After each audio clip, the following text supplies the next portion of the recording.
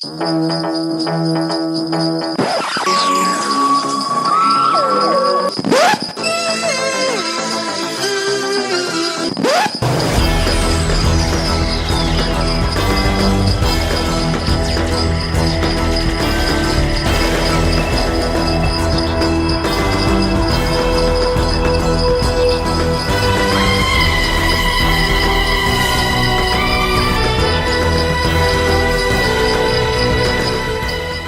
that festively jarring cacophony tells you that it's Christmas! Hello everybody, Merry Christmas from all at the Power of Three podcast. Merry Christmas. Yes, I'm Kenny Smith and this is my helper elf. Well, in fact, he's not a helper elf, that's unfair. He's my equal Santa, or I'm an elf. We're all equal in this podcast. Okay, hi everyone, it's Stevie here. I'm not sure being described as an elf or Santa, but equality. We like equality, don't we, Kenny? Absolutely. No one is greater than another. You can tell I'm a damn good socialist, better than that Tom Harris. But sorry, Tom. Anyway, yes, Merry Christmas, everyone. It's Christmas Day, and here we are. We are actually recording this live. This is Christmas Day. Honestly, we didn't at all record this at 9:29 on Monday evening. Not for 1 second. Oh, no. Not for 1 second. Ho, ho, ho. See, Santa's just gone past. Yeah. Oh, gosh, there he is. Bye, Santa. Thanks for the presents. We haven't opened them yet because we're being good little boys. And yes, we shall have a look at them later on. But hey, Stevie, no Doctor Who festive special this year. I know. That's funny, isn't it? We've been very blessed with a Doctor Who festive special, maybe not Christmas, for 20 years, am I thinking? Yeah, pretty much, yeah. Including Christmas and New Year specials in the Jodie era, then yeah. Yep, absolutely. So, yeah, it's understandable, but at the same time, I used to, well, for the last wee while, I have centred Christmas Day around Doctor Who to make sure I finished cooking and everyone is fed and I can sit down and, most importantly, not fall asleep while it's on. That is not a kind of a judgment against Doctor Who, but by the time I finished cooking and doing all the stuff, and when my little one was little, we'd be up at 4:30 in the morning, and then that gradually 6, gradually 7, but it's now still 7:30. I'm absolutely exhausted, so the last thing I want to do is fall asleep in front of Doctor Who. Yep, I know that the last couple of years I've been down at the in-laws in Salisbury, so it's not always been, well, I've always made sure I've got to see it, but I like to watch it as live. Well, I was going to say, there's nothing like watching it as live, and yes, YouTube viewers, we are doing that. Yes, the quote marks are there, as our YouTube viewers can see. There we go. Live. Just like we're live right now, Stevie. Live. Yes, completely. We are alive and live from our respective offices. So, yeah. So, given that there's no festive Doctor Who today, we thought, why don't we discuss our favourite Doctor Who Christmas episodes? Whether it's book from the Doctor Who annuals, like Mission for Duh, complete winner there, from the Hartnell era, or perhaps you've got an audio favourite, or indeed a Big Finish short trip, or any other form of short trip. They did several volumes of Christmas short trips back in the day. So, so Stevie, what is your Christmas favourite Doctor Who story? See, this is the problem. Better explain, because I have 3 favourites. And you're going to make me choose one. Oh, you can tell us what the 3 are, and then I'll make you choose your favourite. So they're all from the modern era, and we've got End of Time Part 1 and 2, which I class as a Christmas special. Yep. Voyage of the Damned, and maybe unusually for some people, Time of the Doctor. Interesting choices there, and you seem to like a Christmas regeneration, it seems. Well, that is the pattern there. And I could have put, if I was doing 4, Christmas Invasion in there. Yep. Because I really like that, because that was David Tennant's first one, but he came out fully formed, lost a hand, and then became fully formed again. But it was the kind of, we didn't have to wait for his first season to find out what he was going to be like. We got him there and then. That made a huge impression. I'm not so keen on the standalones, which is probably why just Voyage of the Damned is sitting in there in the middle. But I thought that was a cracking Christmas special. I'll still go back to that. Very watchable. But you're going to ask me which one it is. Yes, pick one. Raggedy Man, Good Night. Oh. Got to be Time of the Doctor for me. Interesting. It was such a good episode. And in actual fact, before I knew we were doing this, I watched this the other day. It was on BBC Three, live-ish, and I watched it, thoroughly enjoyed it, and I was transported back to 20, whatever it was. And then in my brain carried forward to Peter Capaldi because that wasn't the last time we saw Matt Smith, because we saw him in the next episode outside of the TARDIS, still on Trenzalore. Indeed, we did. I know, really, I thought long and hard about it, but that is my favourite. That is my favourite Christmas one. That's a good choice. It's one that's perhaps overlooked, and of course, anyone who enjoys that one can tune into our episodes from this time last year, where we looked at Tales of Trenzalore and spoke with the authors of those adventures. So they were good fun. You know, that just expanded that, didn't it? Those audio dramas. I really enjoyed listening to them. And it goes back to, and I can't remember the episode, but when we went to Trenzalore for the first time, just brought it all back. Yeah. It's a bit of a die-hard movie, though. Is it really Christmas? It was on at Christmas. It features a town called Christmas. Yeah. It was all very woven into the script. But yeah, it's a Christmas episode. It's when you mentioned that, because last night, just because I've got my massive new telly for my Christmas Eve viewing, that I decided it'd be a good idea to watch Twice Upon a Time, and watch that, which was quite good fun, actually. Watched it on the big new massive screen of 65 inches. Right. Now, Kenny, tech tip for you here. Okay. Sorry, Stevie's Christmas tech tip. Have you turned off all the fancy gizmos on the telly? Is this the thing that's going to make the picture look normal instead of looking like everything's been vid-fired in like video? Yes. You need to send me these. Tell me what I need to switch off. Send me a message later, because it's bugging me, because effects look rubbish. I think what we need to do is put that also in the list here on the post when we put it out. Yep, so in the show notes. In our show notes. So our viewers, listeners can maybe try this at home themselves, because I assure you, it makes the whole viewing experience as intended. Yes, well, that's what I want to get. So yes, we will speak later about these. Yep. But for me, top Christmas episodes, enjoyed the Christmas Invasion. Really, really like the Runaway Bride. I just love the whole chase on the motorway, and it's just madness. And Santa with there's just Deadly Santas. Can't go wrong with that. Christmas Carol. Pilot fish. Indeed, yes. I love A Christmas Carol. Matt absolutely totally in his element there. See, I didn't like Christmas Carol because it's a standalone. I'm not sure what it is about it. I've never really taken to it. Well, let's get Catherine Jenkins, so I'm absolutely there. She's brilliant. There's nobody in there that's not brilliant. I get bored. I have no idea why. Interesting. But I'm going to pick for my favourite Doctor Who Christmas story, and it probably won't be a surprise to know that it's The Chimes of Midnight, the Big Finish audio, released in February 2002. Very festive month. Christmas, yes. But for me, it's the definitive Doctor Who Christmas story. It's got snow, which we don't get to see, and the fact it's all in a house on Christmas Eve, enclosed, fires burning in the Victorian era, crackers getting burnt in that fire, and the fact that it was just there's the sadness that we often feel, particularly when it's Christmas, when we're missing a loved one, and our loved ones, and those things that it gives you the whole gamut of emotions, and then at the end, it just rises so high, and just the sadness and everything goes out the window, and as Charlie just overcomes the sadness there and wanting to live, and that changes Edith Thompson's life as well, and it's just incredible. The music on it is perfect. Everybody in it is cast perfectly. Can't imagine anyone else playing those parts, and it still amazes me that it's never been adapted for a TV version, because it's utterly incredible, and Rob Shearman's done a brilliant job. And of course, if anybody wants to know more about it, it was on yesterday's episode on Christmas Eve when we spoke to Rob. And hang on a second, the door's opening and Nemo has come in. I thought it was going to be Jen. Hi, Nemo. So yeah, for me, it's The Chimes of Midnight. Absolutely incredible. And I was reading the novelisation with the soundtrack on as well, and it's just so good. It's so good.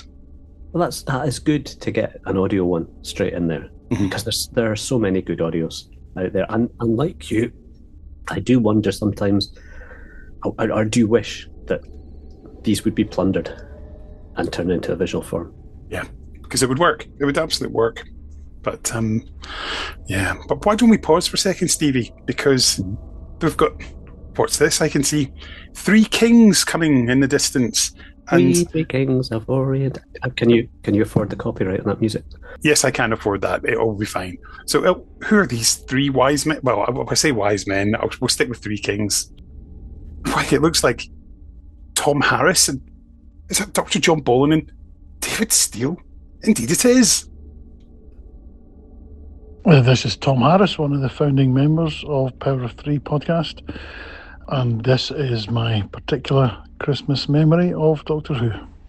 As it happens, my favourite festive, if not Christmas, Doctor Who episode is Spearhead from Space, episode 1. It was broadcast on the 3rd of January, so it was near as damn it to New Year, and certainly part of the BBC's Christmas schedule.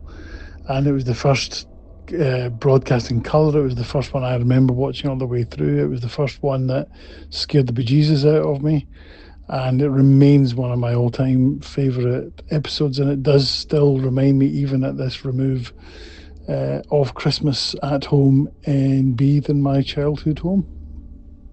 Ho ho ho, folks. I'm delighted to be joining this festive special. Sorry I can't be there in person, as it were.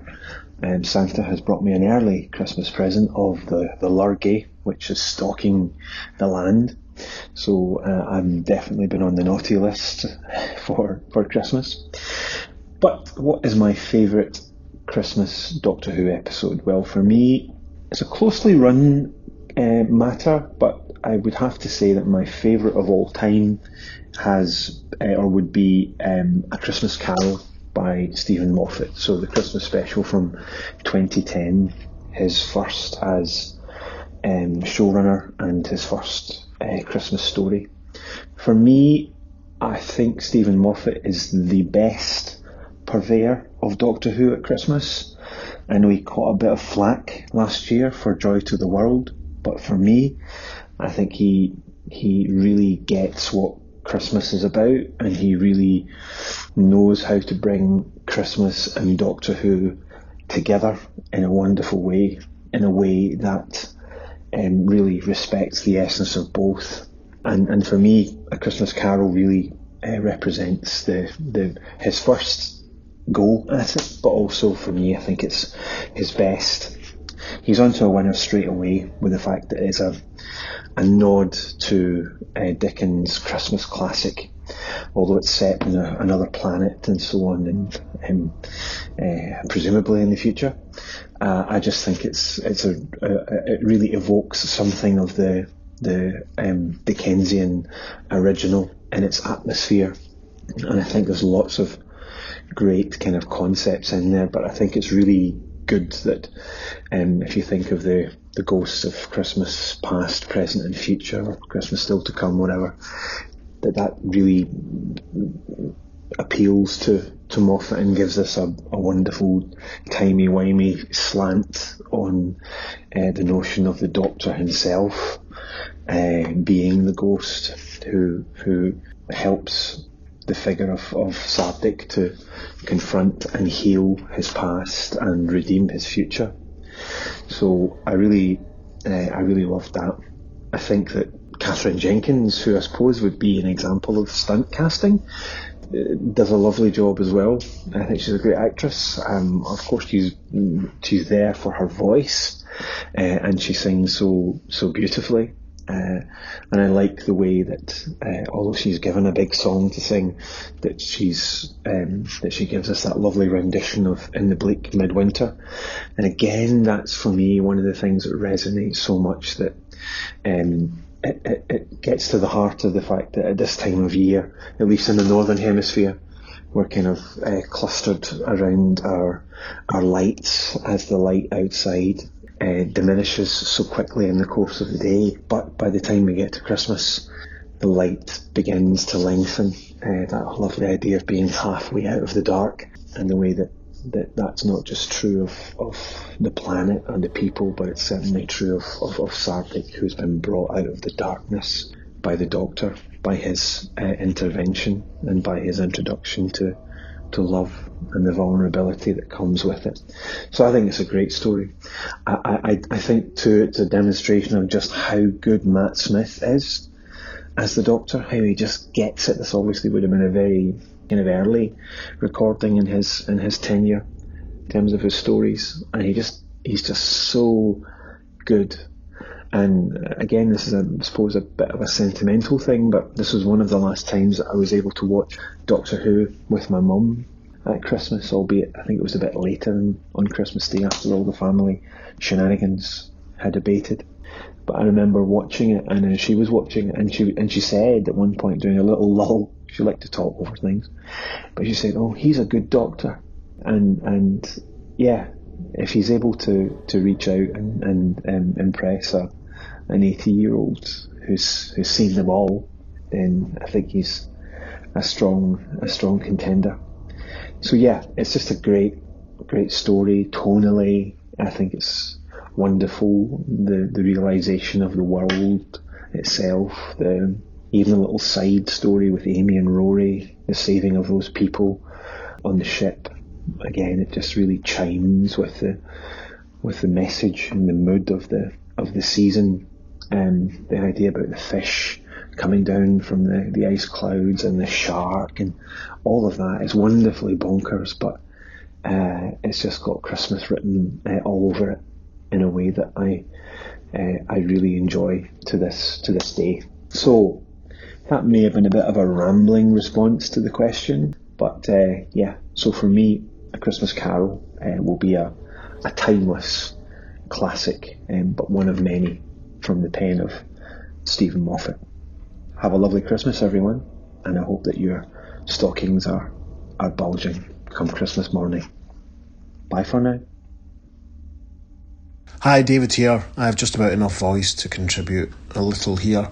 My favourite Christmas Doctor Who story, or Doctor Who Christmas story, whichever way you want to put it, my favourite TV one, I've talked about this before on the show, is The Next Doctor, the 2008 Christmas special. Perfect storm for me of the setting, Cybermen in Victorian London, David Tennant at the absolute top of his powers, reunited with David Morrissey, his co-star from Blackpool, who really brings it and sells this new version of the Doctor, that has the style and panache of the third Doctor and the verbosity of the sixth and the earnestness, if you like, of the 10th Doctor. It's a brilliant idea. It's just a shame that they've done it repeatedly since with Joe Martin and Sir John, etc. That's too negative, David, stop it. It's supposed to be a happy time. No, I love it. Some brilliant plotting. I love the way that they slowly reveal that David Morrissey isn't the Doctor after all, and it's cracking. But I also have to mention a short trip called The Little Drummer Boy by Eddie Robson, which features the First Doctor and Stephen and Sarah Kingdom, set during Dalek Master Plan. It's a bit timey-wimey, but it's very... I'm trying to think of the best word for it. I don't know. It's quite emotive without being over the top. It's touching without being overly sentimental, and for this time of year it really suits the mood. So I believe it's quite cheap these days if you've never heard it, so get on the Big Finish website and give it a shot. So I think that's me. Before my voice gives out completely, Merry Christmas, everyone. So we've got Spearhead from Space, A Christmas Carol, and The Next Doctor. So that's an interesting mix, isn't it? Isn't it? I wouldn't have thought Spearhead from Space, but obviously it was a New Year thing, so that makes it festive. I bet you there was some tinsel. No, there wasn't any tinsel, but no, that's good. Well, we know my views on Christmas Carol. Yep. Just can't quite get it. I loved The Next Doctor. It was quite a sad one, wasn't it? Yeah. Really? Yes. Quite bleak, and lots of great imagery in it. So well shot. Yep. So, and we got introduced to the Cyber Dreadnought, the Cyber King. Cyber King, yep, and the Cyber Shades, and yeah. I do wonder where the Cyber King landed.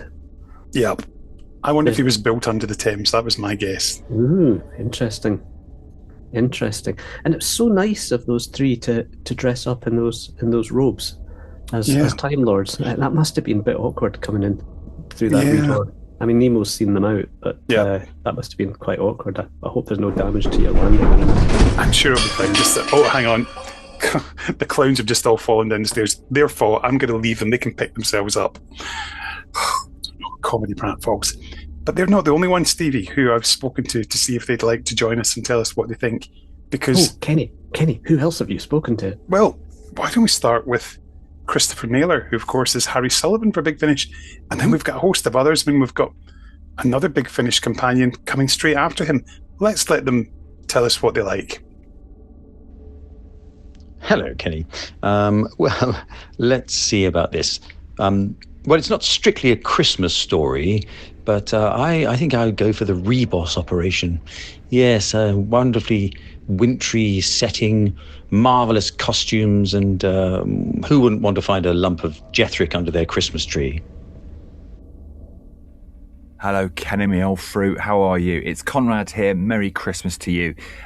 The Doctor Who Christmas special I have chosen is a slight cheat. I may not be the only person who's done it, because it is, of course, K9 and Company, which I first saw in 1981 when I was 10. Now, I loved Sarah Jane Smith, still do. Loved K9, still do. So the idea that these two were going to be in a spin-off series, let's take a moment. A Doctor Who spin-off series? What? At the time of recording, we've just finished The War Between the Fish and the Chips, or I don't know why someone didn't call it The Lives and Loves of a Sea Devil, but this is a brand new spin-off, and not only is it a spin-off, it's got Sarah and K9, who we never really saw together on screen, so this is like, it's a crossover event and a spin-off, so this couldn't be more exciting. And I was like, well, K9 and Company, so there's obviously a gang of people, and it's in the 80s, so they must be in London. She's a journalist, they must be in London, and K9 must be in Canary Wharf, battling a supercomputer that's taken over all the world's home computers, or something. But it is post offices, telegrams, local bobbies, sherry parties, and pH levels in the soil. Nevertheless, K9 and Company, in all its wonderful, magical, strange, ill-conceived oddness, is sort of our Star Wars holiday special. It's a camp classic. It's so eminently quotable, and of course, it is more quotable than any Doctor Who actual Christmas special they ever made. Aunt Lavinia, chain smoking, love that. She's like a butterfly, never in one place long enough to lick a stamp. Those famous stamp-licking butterflies. And, of course, Juno Dawson, it might make you less prickly. Any line by Juno Dawson is just a quote. Some people in life just camp quotes come out of their mouth. She's one of them. Amazing. Stop honking, Brendan. Amazing. What else have we got? Oh, yes. He was dark, about 20. He looked a bit like a gypsy. It's fantastic. This is good stuff. So it's eminently quotable. It's really traditionally Christmas, and it really does, because there are people there enjoying Christmas and having drinks parties, and you can smell the mulled wine. This program is basically the effect of drinking too much mulled wine. That is what K9 Company is. In fact, if you can drink too much mulled wine and watch K9 and Company, you are going to jingle all the way, because I just love it. And it's had a nice afterlife as well. I mean, it's got a fantastic K9 and Company annual. If you've got it on your shelves, or if you haven't got it, just get it off your shelf, go find it, read that book. Some of those stories are absolutely insane, because these poor world distributor hacks or writers have only got this 1 hour of bizarre telly to go off. So it's all vaguely druidic, it's all vaguely black magic, but it's blinking fantastic. I mean, and I haven't even started on the title sequence. We don't need to say any more on that. So there's the Canon Annual. There was a Target novel, of course, by Terence Dudley, which I haven't read, but apparently has an amazing sort of whole 10 minutes of Sarah Jane making a cup of tea. There's the audio annual of them, read by the fantastic John Leeson. Can we all just have a moment this Christmas, just to have a moment for John Leeson? What an absolute legend. If you really want to get freaky, and I do, you can go to the Bear Inn pub in Bisley in Gloucestershire and recreate that moment of sitting there drinking your wine. Several friends of mine have found the green-stemmed wine glass. So go down to Bear Inn, drink yourself silly. That's wonderful. Yeah, and just generally, it's wonderful. A children's program about a robot dog that ends in a half-naked boy drugged and strapped to a sacrificial altar. Oh, actually, that reminds me. I better get on with my Christmas preparations. Happy Christmas, Kenny, and everyone at home. Bye. It's that time of year for the Power of Three Christmas podcast. Al Dewar here. My favourite Christmas story is, without a shadow of a doubt, The Runaway Bride. I think that's just one of the best. The humour in that is fantastic. The TARDIS chasing a taxi down the M4, especially if you're from London and you know that particular stretch of road. It's never free of traffic. That TARDIS chase, the humour, the robots, the Catherine Tate just being let off the leash. My daughter still to this day quotes the infamous "I just want a mate." You just want to mate bit. It's just top to toe fabulous. I don't think there has been, in my opinion, a better Christmas special than that, and you will never convince me otherwise. It's got everything, but most of all, it's got humour, a bit of sadness, and melancholy and joy, which is all the ingredients for a great Christmas. Merry Christmas, y'all. Hi, it's Matt Michael. My favourite Doctor Who Christmas story is The Unquiet Dead. It's just there. It's a Christmas episode of the show, rather than an event for Christmas with Kylie or, a regeneration or something really significant like that. It's just a really nice little episode made before anyone knew that the revival was going to be huge.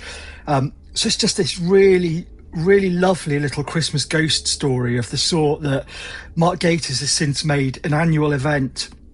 It's got the Ninth Doctor, it's got Rose, Victorian Britain, Charles Dickens, the snow. What could be Christmassier? It's lovely. The Unquiet Dead. I watch it every year at Christmas. I love it to pieces. Brilliant. Hello, it's Johnny Camden. Kenny, good morning. I've just realised I'm in a beautifully quiet room. I am in London, getting myself beautiful for the EastEnders Christmas party. Speaking of Christmas, my favourite Doctor Who Christmas special, it's a very tough one. I've not loved them all, but then that's just the grumpy Doctor Who fan in me, and I should be just delighted they're on, because there was so many angry years. Not angry, but I feel very hard done by in the 80s, when I was a little nipper, and everything seemed to get a Christmas special except Doctor Who. Thought was very unfair. So when I mean, you forget how bizarre it was in 2005 when we were so excited that it was coming back, but with an air of trepidation that what if it isn't a success? What if it's a bit of a misfire? And obviously it wasn't. It was huge and remains so. But the fact that a Christmas special was announced was so exciting. So I was hugely excited for the Christmas Invasion, and I love the Christmas Invasion. It's along with my favourite, the one that I probably go back and watch the most.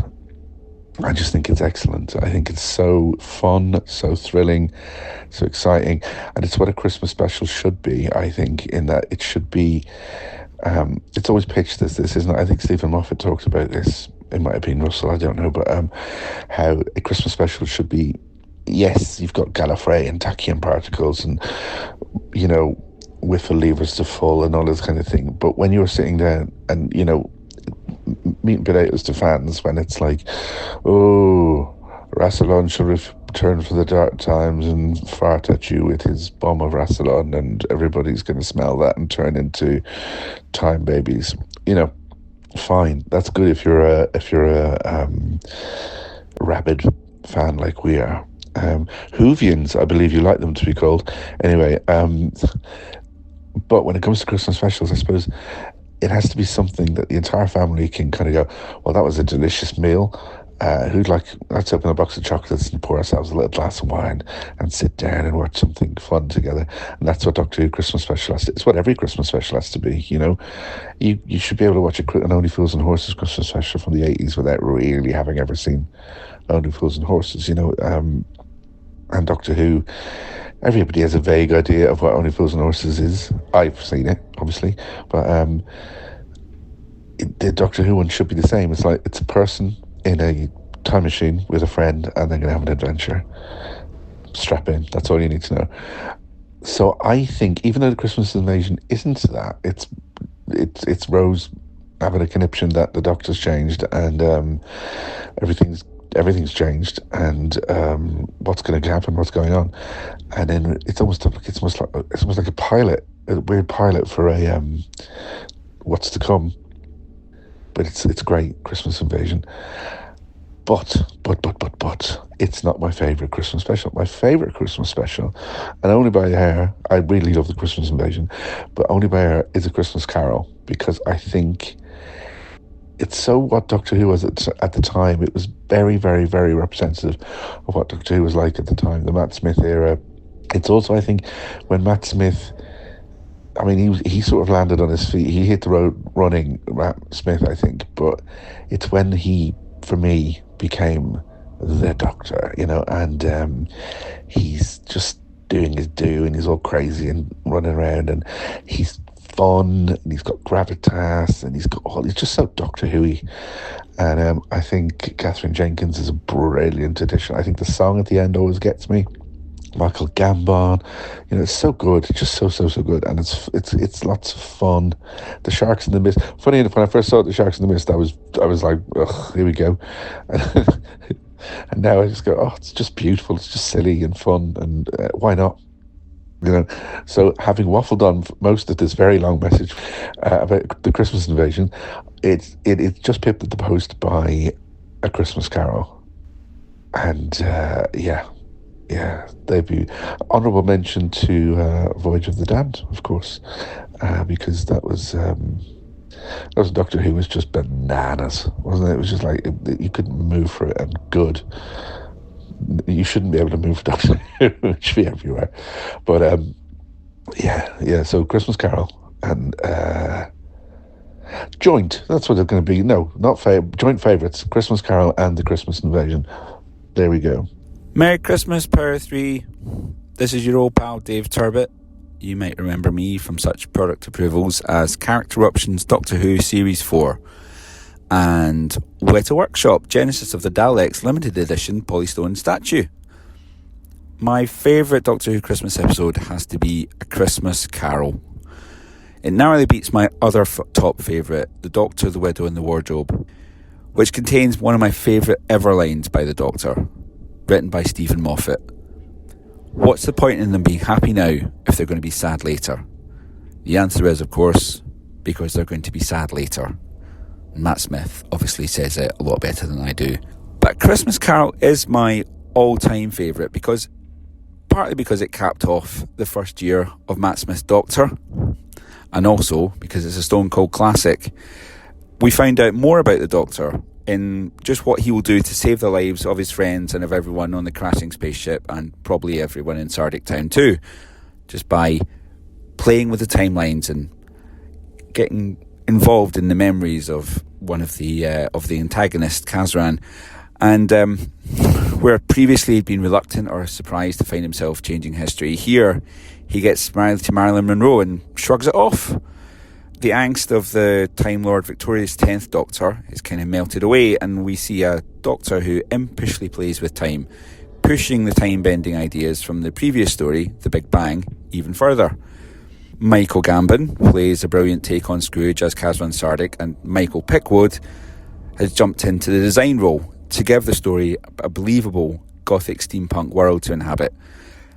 And even though Catherine Jenkins' Abigail is literally fridged, the episode finds a very clever resolve and a very clever use of her talent to save the heroes and save the day. It's all a very magically presented episode and a twist on the classic Dickens story. Just don't let Catherine know she's not going to be a toy. Merry Christmas, have a Happy New Year. Hello, I'm Dale Smith. I've written a couple of Doctor Who books and a number of Black Archives, and I'm here to tell you about my favourite Doctor Who Christmas special. The idea of the Christmas specials is to get people who wouldn't normally watch Doctor Who and might know nothing about it beyond the fact that Tom Baker used to be in it, to sit down and watch it and maybe, hopefully, become a fan of the show and keep coming back to watch more.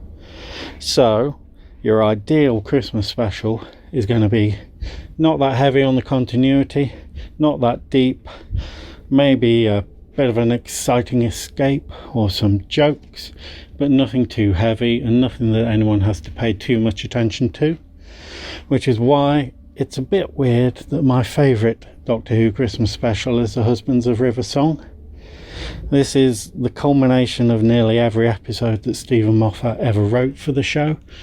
It's the last day of River Song and the Doctor's relationship, and it's moving and it's sad and it is funny, but at the end of the day it is a romantic story about these two people having the rest of their lives together. It is a perfect Christmas story, but it's not really what the Christmas specials were invented to do, and that's why I like it so much, because Stephen Moffat just likes breaking rules whenever you put them in front of him. Anyway, that's my favourite episode, and have a Merry Christmas yourselves. G'day, it's Philip from the Sirens of Audio here, and also now Blake 7 The Way Back, our new podcast. I've been asked about my favourite Christmas episodes. Well, actually, favourite Christmas episode, but I'm sorry, I can't leave it at one. So, coming in at a third place is The Christmas Invasion. So, I know The Christmas Invasion isn't the best of the Christmas episodes, I don't think. I actually think The Christmas Carol is probably the most brilliantly constructed and most Christmassy of the Christmas Doctor Who specials. But for me, The Christmas Invasion just has such a special part in my brain and my nostalgia. With David Tennant playing in his first episode, I think it was, once again, a brilliantly constructed episode.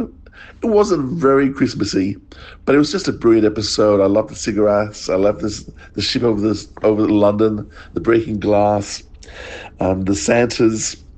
Everything about that episode just worked for me, and I still go back and I just smile. I enjoy it, and just the fact there's still so much discussion that you can still have. Did the Prime Minister do the right thing or not? And it's really hard to know the answer to that. So that's my number 3. At number 2, I'm going to choose an audio. And for number 2, it's The Charms of Midnight. I know it's everyone's favourite audio, and I know it really didn't come out at Christmas time, but you can't get a more Christmas episode than The Charms of Christmas. I mean, Christmas just would be Christmas without the plum pudding. So for me, India Fisher and Paul McGann are just brilliant together with this. This entire season of the two of them is just the highlight of their time together, and probably one of the highlight seasons of all Big Finish seasons, to be honest. The whole second season of Paul McGann and India Fisher. And for me, the Charms of Midnight is such a well-constructed story. I've now got the book, and I can't wait to read the book. Maybe the book now falls in there as well. But finally, my number 1 is The Feast of Stephen. This is the very first ever Doctor Who special. We only have a handful of pictures. We have the audio. It's William Hartnell doing comedy at his best. You have Jean Marsh and Peter Purves just ripping it up. Everything that we can hear about this and the few pictures we can see make this story just look like it's amazing. I know there's a chance I will never get to see it, which is really sad. It's the least likely, I think, of all the stories to ever be returned. No, please let us have some more soon, maybe for Christmas. But the Feast of Stephen, I would just love to see this episode. The Dalek Master Plan is probably my favourite William Hartnell story at the moment. And just this episode is so lighthearted on Christmas Day. The turn to camera at the end, which was kind of scripted. I do think William Hartnell mucked up his lines slightly, so that it became very obvious he was speaking to the audience. I think it would have been a bit vague, it hadn't stuck to the script. But I don't care. I would love to see this episode. So those for me, best Christmas stories of Doctor Who. Have a great Christmas, everyone. I'm Martin Montague. I'm a writer, producer and director, and my favourite Christmas Doctor Who story, well, it's a toss-up really between three: Christmas Invasion, A Christmas Carol, and The Chimes of Midnight, so 2 TV and 1 audio. But I think ultimately The Christmas Invasion comes out top for me, partly due to it being the very first Christmas special. And it's funny to think, isn't it, that over the years a huge number of British programmes had a Christmas special, but Doctor Who, even at its peak in the 70s, never did. So there was a lot of weight attached to finally having one in 2005, and that's in some ways why it felt really, really special.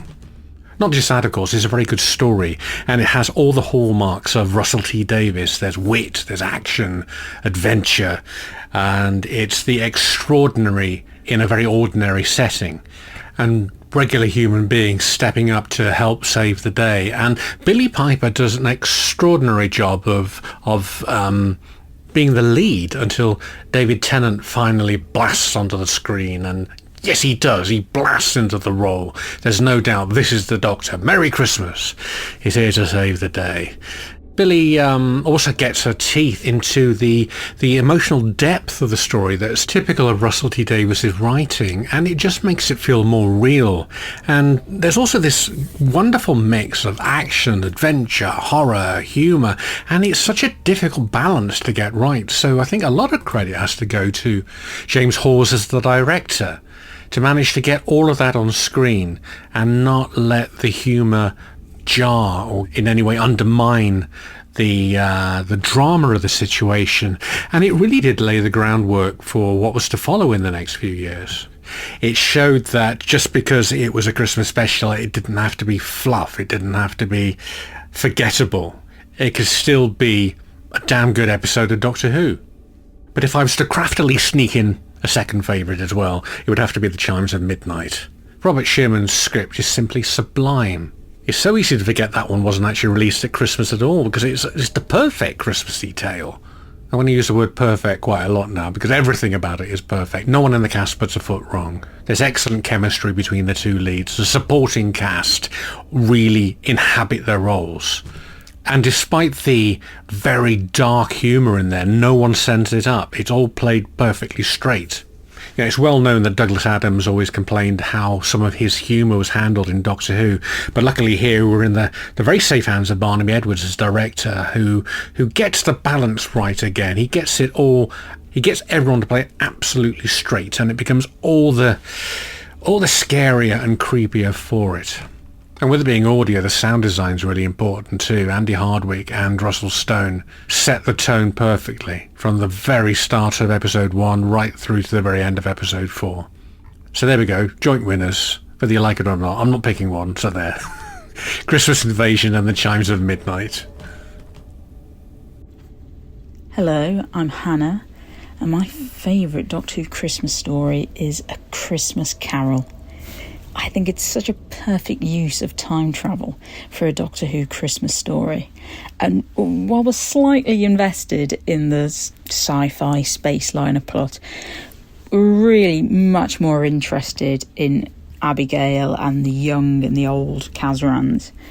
I think the idea of Abigail only having so many Christmases and the people who love her only having so many Christmases with her, it does speak to many of us. We all only get a finite number of Christmases.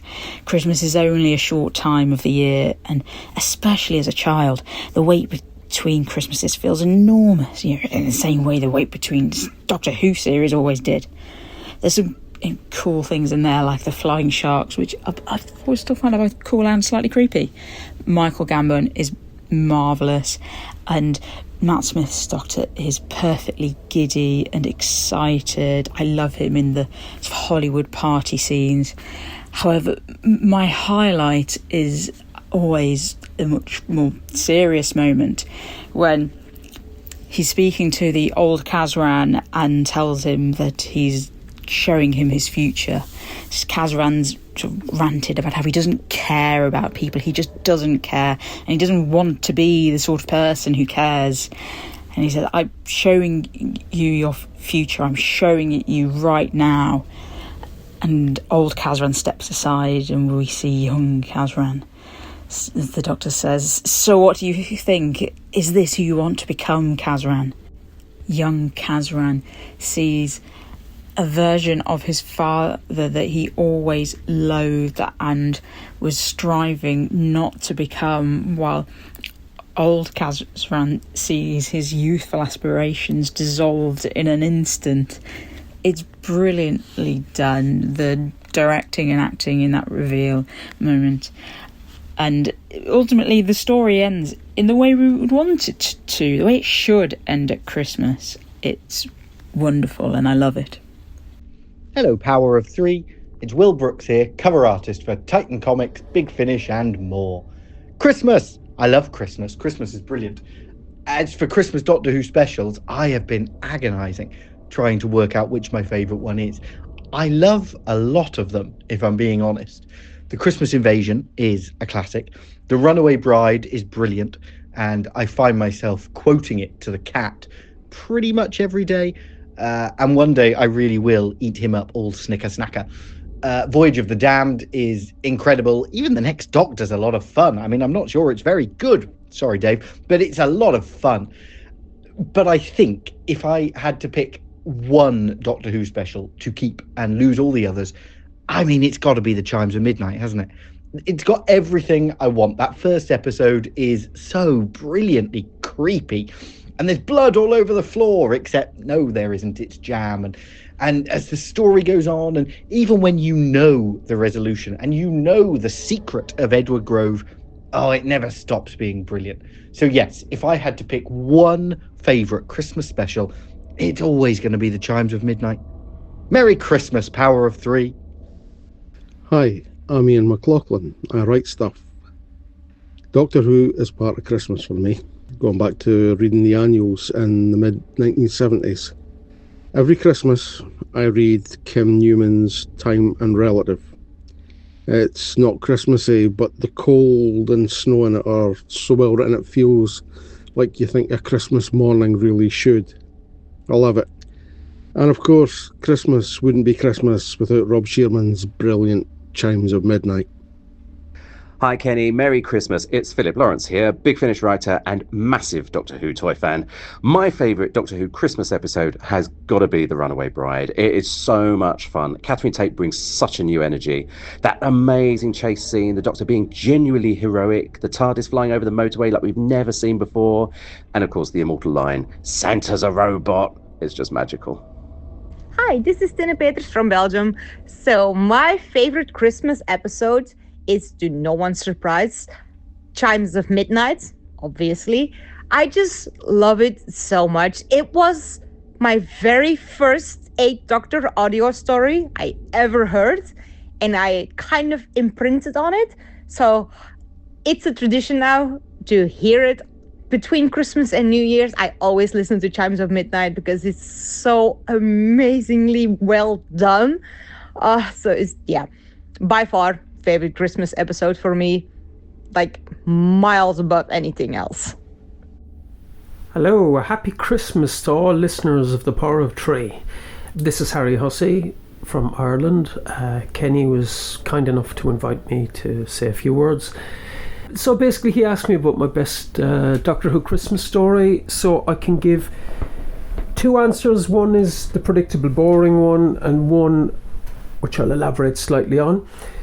Obviously, Chimes of Midnight is a really good story, even if it didn't have anything to do with Christmas. It's just really well written, kind of Doctor Who meets Sapphire and Steel, all that kind of stuff. And I honestly, I haven't listened to it for ages, and I must remedy that. But I thought it was really effective, really well written, really well acted. All of that, really atmospheric.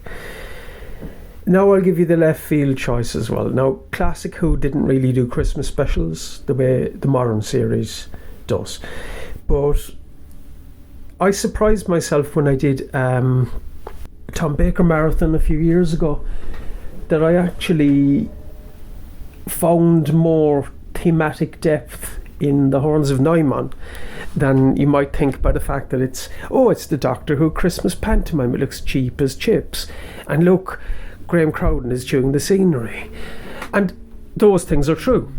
I'm not going to deny any of them, and the silly BBC sound effects when the TARDIS console nearly breaks down, all of this kind of stuff.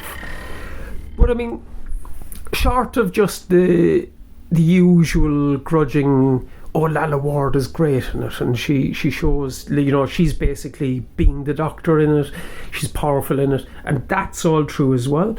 But no, I'll actually go to the story itself in a sense that it's almost uncomfortable in the modern day. It's kind of, Skonos is this fallen giant that had a great empire, and Saldeed wants to, make Skonos great again and all this kind of stuff, and he's just so gullible that he's falling for the Naimon's lies.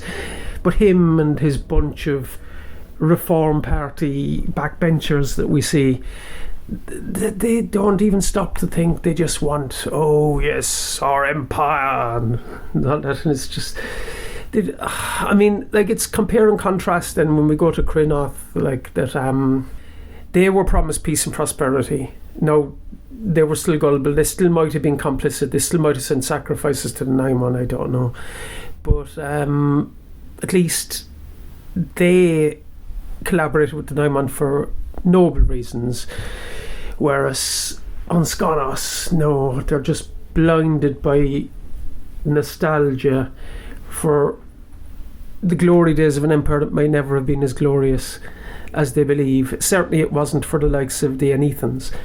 And then on top of that we have the destructive late capitalist force of the Naimon, who just come in and acid strip a planet and just take everything they can and bleed it dry before moving on to somewhere else. So yes, happy Christmas everybody. Hi, my name's Gary Russell, and here's my favourite Doctor Who Christmas thing. I'm going to cheat here because my favourite Christmas episode isn't an episode about Christmas, but my favourite Doctor Who Christmas episode, because I was so excited to see it again, was the omnibus for the Sea Devils back in 1972, I think it was, Christmas 72. And it was either, I can't remember whether it was like the Christmas Eve or Boxing Day, somewhere around there, and it just livened the whole Christmas up to have a second chance to see the Sea Devils and just wallow in it. And I've always, ever since, Doctor Who Christmas has always had Sea Devils to me, and that's why I love it. Hi, I'm Roy Gill. I'm a writer, often for Big Finish, and the question, what is my favourite Christmas Doctor Who story? I think I'm just going to go with my gut instinct, and it really has to be the Christmas Invasion. It was just such a gift, really, that Doctor Who had come back, and not only had it come back, it had come back with considerable style and success and confidence, and now you're getting another episode on Christmas Day, like a present to be unwrapped, with a brand new Doctor in it.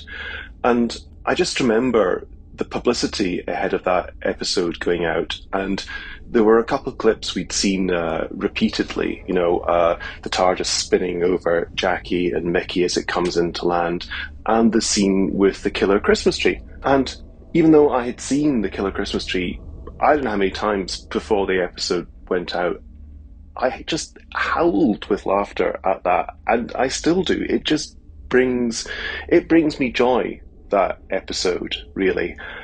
It has everything you want from a Christmas Doctor Who story. It uses the iconography of Christmas in amusing and interesting ways. It gives us a little bit of hope. That lovely scene at the end where you discover that this new Doctor in his brand new costume is going to come and join Rose and family for Christmas. It gives us, a bit of sadness and loss, wondering who this new person is going to be, mourning for the loss of the frankly fabulous Chris Eccleston Doctor from the year before. So it's one I am always happy to return to, and it has to be the Christmas Invasion. I also, of course, have to give a big shout out for, and I'm sure everyone has picked this story, but the Big Finish audio, The Chimes at Midnight, which is fabulous. And I've just this year been enjoying Rob Shearman's novelisation of it, which finds new sources of humour and new ways to move us. And I think another thing which has been rather lovely for me for revisiting that one is, since I first heard it, I've watched all of Upstairs, Downstairs, and so I can see these little clever nods to the characters that he's very lovingly parodying or drawing on to build that world, and it's immensely quotable as well. So that's my second choice for excellent Christmas Doctor Who stories. Bye. So here we go, Stevie. That is quite a good mix, and a host of accents and international people as well. We are so international, aren't we? We are. That's what we like. We reach everywhere. We do. We reach the parts that other lagers can't. No, hang on. That was Heineken, wasn't it? No, probably. Refreshing them, but refreshing them. We're not refreshing people's parts here. we are embracing our world. I'm glad we're not embracing people's parts. That's very good, Steve. No, definitely not. No. Dave, I apologise. He started it. It wasn't me. No, it was Kenny. But Stevie, wouldn't it be nice if we could hear from the Doctor? Oh yes. Yeah, to find out what the Doctor's favourite episode was. Let's invite one on. Okay. It's Jonathan Carley, the War Doctor. Ooh. Hello, Kenny. Hello, listeners. I hope you're all gearing up for, or have already had, or are having a spectacular, merry, exciting Christmas. A bit timey-wimey, that. But favourite Christmas episode of Doctor Who? Well, I'm going to start with two honourable mentions. The first for A Christmas Carol, which, aside from just being a great, unique adaptation of that story, which seemed to be made for Doctor Who, it's like, why didn't it happen sooner? Beautifully shot, beautifully sounding, and Matt Smith just effortlessly slips into that spot that had previously been held by the 10th Doctor, as he'd kind of been doing through all of Series 5. So yeah, it was uniquely brilliant in its own way. And then other mention goes to Voyage of the Damned, which is just a big blockbuster Christmas special and the peak of that era. But the personal favourite is the OG classic. It is the Christmas Invasion, because I remember being slightly apprehensive of what a Doctor Who Christmas special would look like. Would it kind of be cheesy fluff or what? Because yeah, we had kind of had the Unquiet Dead, but this kind of had a lot riding on it because it was introducing a new Doctor as well.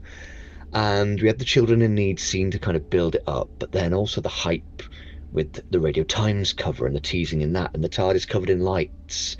You don't see that in the episode. That's not what it was, but it just kind of helped intertwine Doctor Who and Christmas together.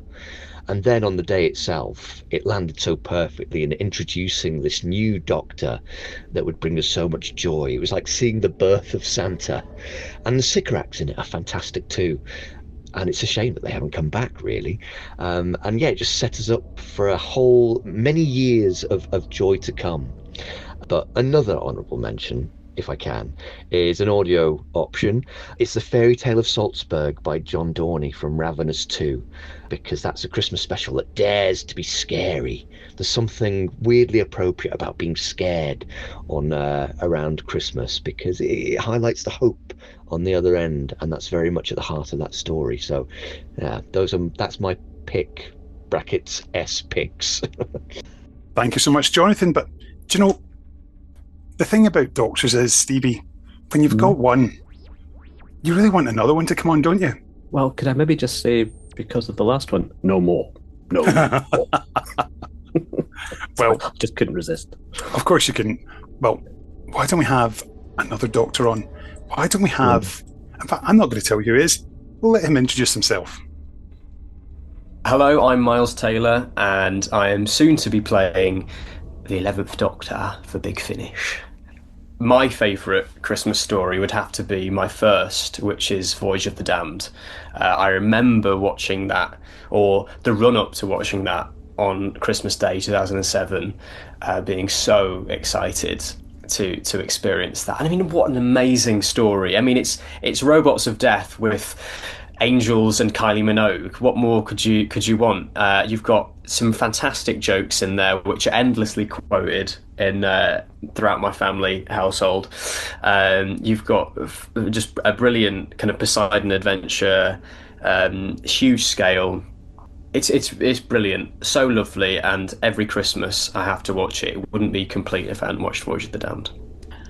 There we go, Stevie. There we have two young fellas who are playing doctors, and it was very kind, wasn't it? It was very good. Yeah, brilliant. And I'm now going to send you something. This is happening live, listeners, because Stevie hasn't heard this yet, and I'm just desperately trying to find it. Here we are. What service are you sending it through, Kenneth? It's coming through WhatsApp, Stevie, and I'm just going to forward this to you right now. This is really good. This is really good visual stuff. Yeah, it is, audio, isn't it? Hang on, right. I'm just sending this to you now. Here we go. Stevie, has it come through? It's come through. I'm just going to... And play it now. Play button. But before I go, it would be remiss of me not to say, and a Merry Christmas to all of you at home. Thank you, Jonathan Carley. Oh, Kenny, your address book is brilliant. Yeah, and hang on. Here's another one. And incidentally, a Merry Christmas to all of you at home. There we go. How good was that? They both did that off their own backs, and I didn't ask them to do it, which is just amazing. So thank you to the pair of them. They are fantastic. And I think everybody, you may not know Miles Taylor yet, but trust me, by the spring, you are going to be loving him because his Matt Smith is brilliant. You will not be missing Jacob Dudman, I promise you. So there. So there we go, Stevie. What a mix of stories we've had today. Absolutely. And that's what Christmas is all about, isn't it? A good mix. Yeah. Perhaps we should do a watch-a-thon at some point. Yes. Where we just watch them back to back. The ultimate Christmas watch-along, courtesy. Yeah, but then we'd have to include, obviously, not just the actual named specials, but the stuff around New Year. So we would get, from memory, Logopolis, Castrovalva? Yeah, Castrovalva. Oh, Castrovalva, because it was a January start, because I missed episode 1 going to the Banto. So, we'd have to incorporate all that. That could be quite an epic watch on your big inch television. Yeah, we'd also have to throw in Master Plan episode 8 and see how that goes. So, oh my God. And the Feast of Stephen. How does that exist? It's well, we did mention it. In fact, I think we covered it on our very first Christmas episode many moons in the pre-Stevie and John days.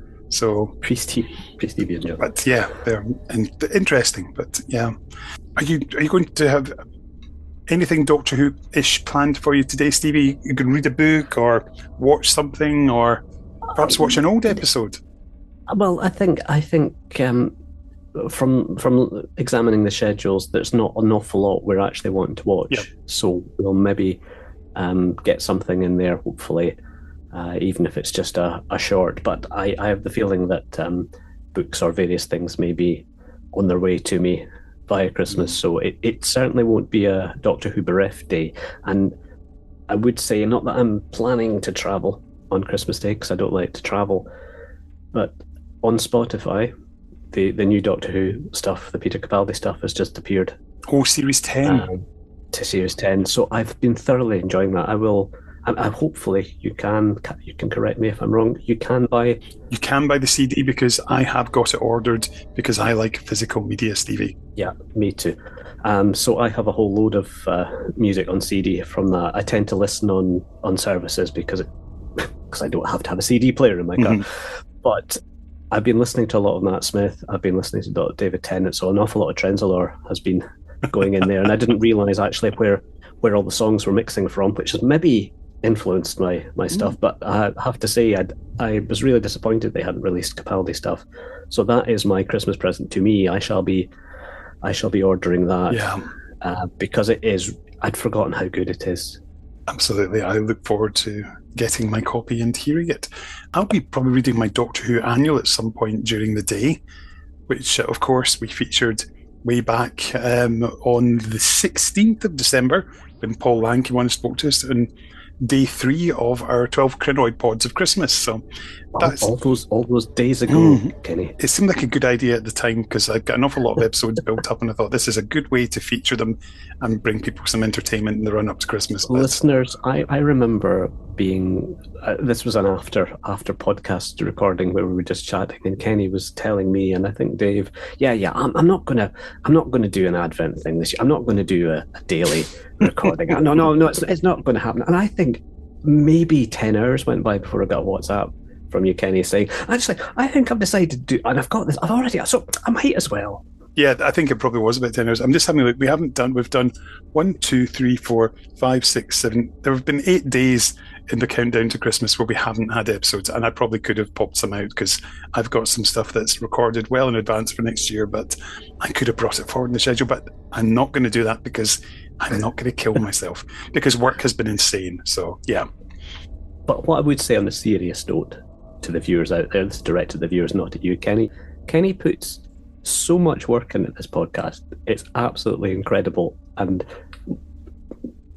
a lot of us, I'm mostly speaking for myself, turn up and we waffle away. You give us ideas of what you want to do, and we do a little bit of prep. But you put so much into this, and I think that's what makes this podcast so good, Kenny. You really do. So I think for all of you listening, a little round of applause for young Kenny there and his massive television. Well done. Well, I'm completely rubbish at getting compliments, so because it's Christmas Eve, I will accept them in the manner in which they're intended without giving a rude retort, because that's the way I accept praise as well, I have to say, it's the only gift you're getting from me this year because I've been so disorganized. That's completely allowed. Consider that wrapped, and you've unwrapped it, so my conscience is clear. Absolutely, it's been amazing. But Stevie, thank you so much for coming on today, and I really appreciate you taking time on Christmas Day to have a chat. Well, and thanks to all the contributors today, because that, as I say, your address book is huge, but it's so nice to hear lots of voices, and that's what Who's all about, isn't it? It's about all the different voices, all the different thoughts. We don't always have to agree, and that's what makes us a good group. We don't maybe agree, but we all get on. Exactly, and that's the beauty of it. Now, of course, Stevie, we will be back on Monday, where we'll be back with the book club, and we'll have a 10th Doctor novel from an author I've been desperate to get on for ages, and it sort of completes a wee gap in the schedule from our original run when we started doing books back in November 2023. So that's going to fill a wee gap in there.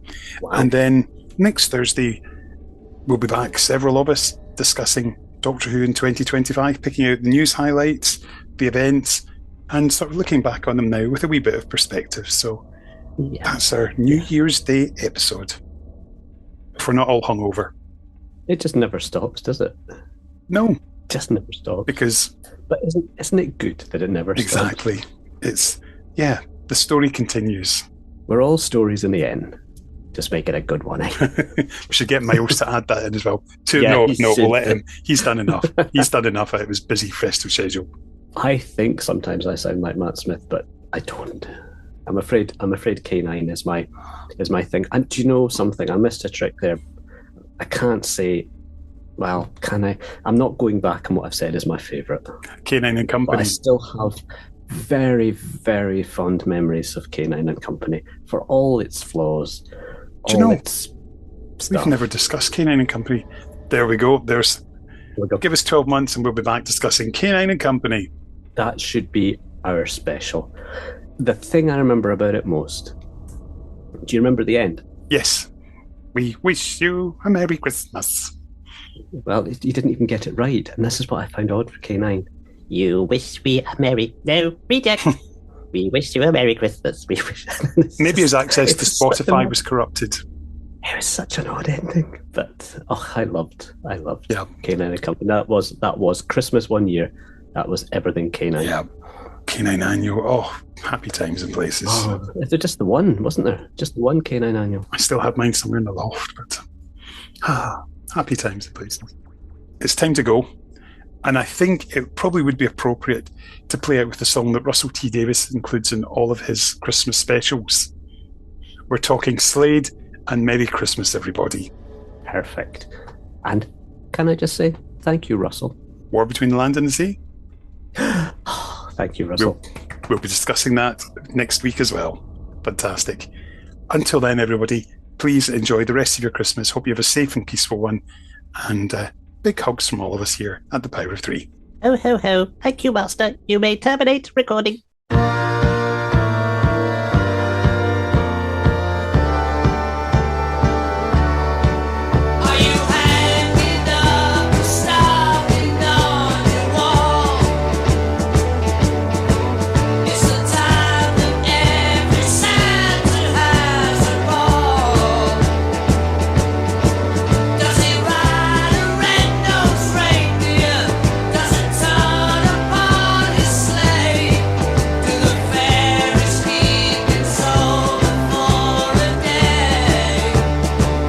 So